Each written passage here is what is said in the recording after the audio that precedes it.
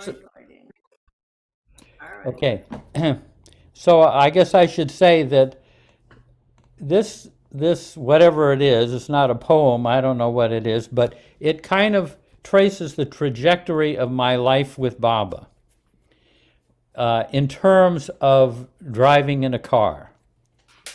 And so the title of it is Going Along for the Ride, Evolving Toward the Provisional Ego.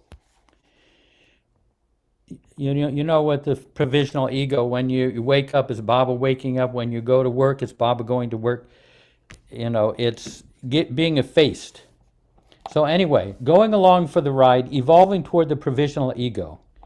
This life with Baba is like driving a car along the perilous highways of this world. It starts out like this. I am behind the wheel, and I have placed Baba in the back seat. He lovingly accepts this arrangement. At first, I have the windows rolled down, and I only vaguely hear any guidance Baba might have to give me from behind. I learn to value his interventions. From time to time, he helps me when I'm totally lost and am approaching serious danger. In an effort to hear him better, I turn down the radio and roll up the windows. What an improvement. I find that Baba is an excellent backseat driver. Discovering over time how helpful he is, I invite him to sit in the passenger seat. Baba is perfectly fine with that. We have great conversations, and I enjoy the companionship. I can tell him everything. Occasionally, he grabs the wheel suddenly, so we avoid an accident. When I get drowsy, I notice he does a little of the steering. I begin to trust him a little more.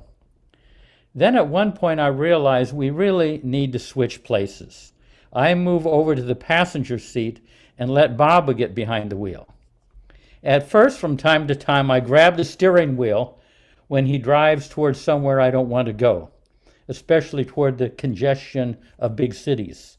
Sometimes he drives through dark neighborhoods where I feel frightened. Sometimes he spends too much time driving on roads that don't seem safe. Sometimes he drives too slow, and sometimes he drives too fast. I have to work at trusting him. But time and again, his decisions prove to be the best. He might turn off the highway onto a side road, and we find out later that a bridge ahead had been washed out, or a patch of the highway was iced over. I realize my habit of grabbing the wheel from him is not helping. I decide it's best to sit in the back seat and let him do the driving. I realize I'm now a backseat driver. Sometimes I yell out instructions, and he is so accommodating. He doesn't force his will on me. Eventually, I see that it is easier to let him do the driving entirely. I trust him more completely, and I don't even bother to watch the highway. I get attracted to watching him driving the car from the back seat. And then I just watch him. I notice for the first time how beautiful Baba is doing something so very ordinary. But then he disappears as himself. Has he become what was formerly me, so simple, so natural, just an ordinary person? I wonder what's supposed to happen to me.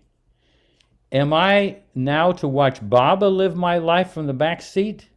Am I no longer to look through my eyes, but through the eyes of awareness itself?